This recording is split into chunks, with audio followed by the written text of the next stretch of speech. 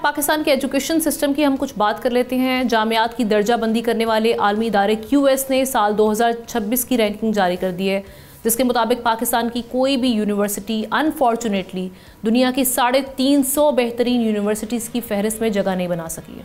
जी हाँ, पाकिस्तान की सबसे बेहतरीन कारकर्दगी दिखाने वाली जामियात में कायद-ए-आज़म यूनिवर्सिटी है, जो 354वें और नस्ट 371वें नंबर पर आई है। अगर हम यूनिवर्सिटी ऑफ कराची यूनिवर्सिटी की बात करें, उसका 1001 नंबर आया है, और इसके अलावा सिंध की कोई और जामिया 1500 जामियात में भी जगह नहीं बना सकी।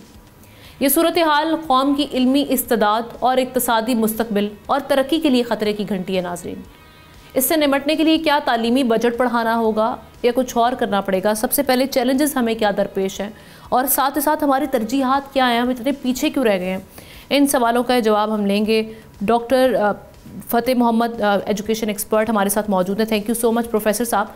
कैसे देख रहे हैं आप, हम इतना पीछे क्यों रह गए हैं यूनिवर्सिटीज़ में? अगर हम ख़ास तौर पे हायर एजुकेशन सेक्टर की बात करते हैं, हमें क्या चैलेंजेस हैं इस वक्त लाहक?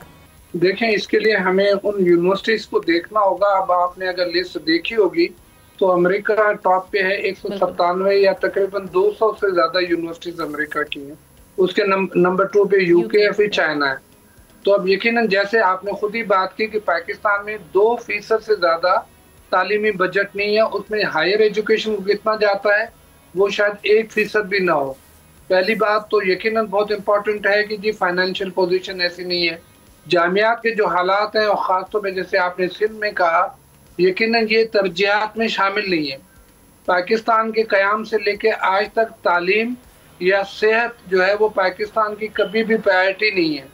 आप बजट उठा के देखें तो 75% कहीं और जाता होगा, 60% कहीं और जाता होगा, लेकिन तालीम पे, सेहत पे जिस मुल्क में 2% से भी कम खर्च होता होगा वहाँ ये होना है। इस बार वैसे सिंध गवर्नमेंट ने 18% रेज किया है एजुकेशन के लिए जो बजट एलोकेट किया गया प्रीवियस ईयर के मुकाबले में हम देख रहे हैं।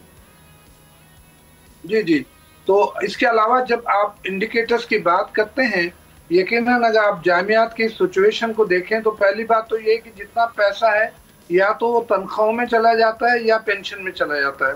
अब QS रैंकिंग का जो पहला पॉइंट है, जो 50% है, वो आपकी रिसर्च, इनोवेशन और आपकी साइटेशन है। यानी 50% जो है वो उन चीज़ों पे दे। अगर आप उसके क्राइटेरिया देख लीजिए कि QS रैंकिंग में नंबर 1 पे है, जैसे MIT है, हार्वर्ड यूनिवर्सिटी है, या ऑक्सफोर्ड की बात की जाती है, कैम्ब्रिज की बात जाती है, इंपीरियल कॉलेज की बात की जाती है, या आप प्रिंसटन यूनिवर्सिटी USA की बात करते हैं, तो ये तमाम यूनिवर्सिटीज जो हैं ये रिसर्च ओरिएंटेड हैं। तो हम अगर जामियात में भी बात कर लें तो जामियात में टीचिंग की हद तक तो टीच किया जाता है। अच्छी बात है कि कराची यूनिवर्सिटी जो है, जहाँ से मेरा भी ताल्लुक रहा है, वो 1001 में शामिल हो गई है, लेकिन 1500 में पाकिस्तान की कोई यूनिवर्सिटी शामिल नहीं है। तो उसका क्राइटेरिया आप देख लीजिए कि रिसर्च एंड इनोवेशन जो है ये 0 पॉइंट है। पाकिस्तान की कोई भी यूनिवर्सिटी जो है वो काम नहीं कर सकी है, न रिसर्च पे, न इनोवेशन पे, न डिस्कवरी पे। यानी मॉडर्न तकाज़ों को बेसिकली आप डॉक्टर साहब ये कह रहे हैं कि पूरा नहीं किया जा रहा है यहाँ पर। अगर हम जिद्दत अपनाएंगे तो काफ़ी बेहतरी आएगी। फैकल्टी की पोजीशन है ना, जैसे अब आगे आप जैसे बढ़ेंगी तो आपके पास ये कि आपके पास फैकल्टी की पोजीशन क्या है, आपके पास एम्प्लॉयमेंट की पोजीशन क्या है, आपका जो परसेप्शन है दुनिया में, एक परसेप्शन होता है कि बच्चे पढ़ने के बाद कहाँ जाते हैं। यकीनन एक एजुकेशन प्रोसेस है कि डिग्री लेने के बाद बच्चे कहाँ जाते हैं। एक तो आपके पास डेटाबेस ही नहीं है।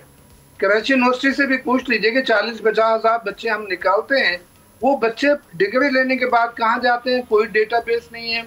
एम्प्लॉयमेंट का कोई परसेप्शन नहीं है।